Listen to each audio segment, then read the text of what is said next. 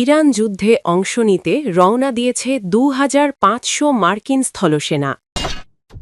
যুক্তরাষ্ট্রের তেল ও জ্বালানি স্থাপনায় হামলার হুমকি ইরানের।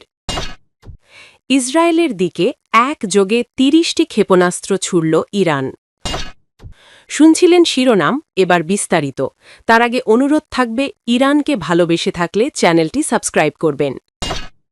ইরান যুদ্ধে অংশ নিতে রওনা দিয়েছে ২৫০০ মার্কিন স্থলসেনা। ইরান সঙ্গে যুক্তরাষ্ট্র ইসরায়েলের সংঘাতের প্রেক্ষাপটে মধ্যপ্রাচ্যে প্রথমবারের মতো স্থলবাহিনী মোতায়েন করতে যাচ্ছে যুক্তরাষ্ট্র।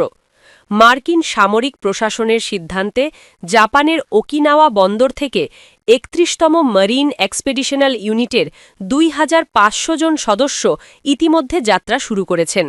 এই বিশাল বাহিনীটি উভচর আক্রমণকারী জাহাজ ইউএসএস ত্রিপোলির মাধ্যমে নির্দিষ্ট যুদ্ধক্ষেত্রে পৌঁছবে। সামরিক বিশেষজ্ঞরা এই পদক্ষেপকে চলমান যুদ্ধের একটি গুরুত্বপূর্ণ মোড় হিসাবে দেখছেন।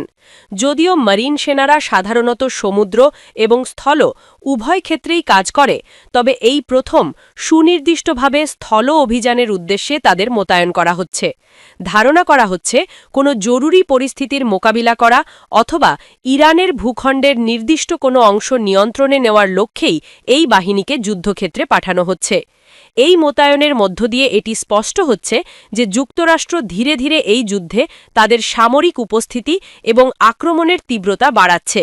বিশ্লেষকদের মতে পেন্টাগনের এই পদক্ষেপ ইঙ্গিত দেয় যে ওয়াশিংটন এই সংঘাত অদূর ভবিষ্যতে শেষ করার কোনো পরিকল্পনা করছে না, বরং একটি দীর্ঘস্থায়ী যুদ্ধের প্রস্তুতি নিচ্ছে। সূত্র আল জাজিরা। ইসরায়েলের দিকে একযোগে ৩০টি ক্ষেপণাস্ত্র ছুড়ল ইরান। ইসরায়েলের দিকে ৩০টি ব্যালিস্টিক ক্ষেপণাস্ত্র নিক্ষেপ করেছে ইরান। দেশটির ইসলামিক রেভলিউশনারি গার্ড কর্পসের এরোস্পেস বাহিনীর কমান্ডার জানিয়েছেন, ইসরায়েল নিয়ন্ত্রিত এলাকাগুলোর দিকে ১ ও ২ টন ওজনের মোট ৩০টি ব্যালিস্টিক ক্ষেপণাস্ত্র নিক্ষেপ করা হয়েছে এবং সবগুলোই নির্দিষ্ট লক্ষ্যবস্তুতে সফলভাবে আঘাত হেনেছে। আইআরজিসির এরোস্পেস ফোর্সের কমান্ডার ব্রিগেডিয়ার জেনারেল সাইয়েদ মাজিদ মুসাভি বলেন, এই অভিযানে দখলদার ইসরায়েলের গুরুত্বপূর্ণ এরোস্পেস ব্যবস্থা সম্পূর্ণ ধ্বংস হয়ে গেছে। তিনি আরও বলেন, ইরানের ছোড়া এই ৩০টি ব্যালিস্টিক ক্ষেপণাস্ত্রকে ইসরায়েলের বিরুদ্ধে চালানো সবচেয়ে বড় ও শক্তিশালী হামলাগুলোর একটি হিসেবে ধরা হচ্ছে। মুসাভি দাবি করেন, এখন ইসরায়েলি শাসনের আকাশের আরেকটি অংশ ইরানের লক্ষ্যবস্তুর আওতায় চলে এসেছে।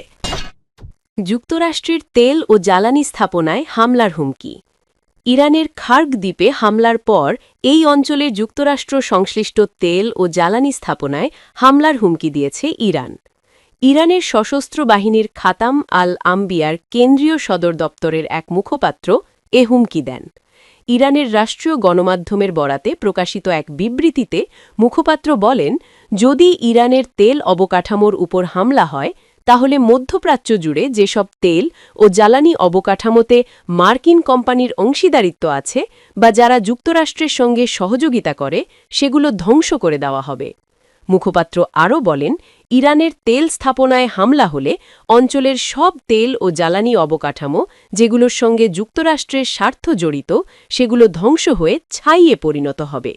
প্রসঙ্গত, শুক্রবার ১৩ মার্চ রাতে মার্কিন প্রেসিডেন্ট ডোনাল্ড ট্রাম্প নিজের সামাজিক যোগাযোগ মাধ্যম ট্রুথ সোশ্যালে একটি ভিডিও শেয়ার করেন, যেখানে এই দ্বীপে মার্কিন হামলার দৃশ্য দেখা যায়।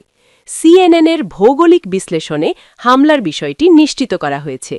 এদিকে মার্কিন হামলার পরও খার্গ দ্বীপের তেল অবকাঠামোর কোনো ক্ষতি হয়নি বলে জানিয়েছে ইরানি গণমাধ্যম।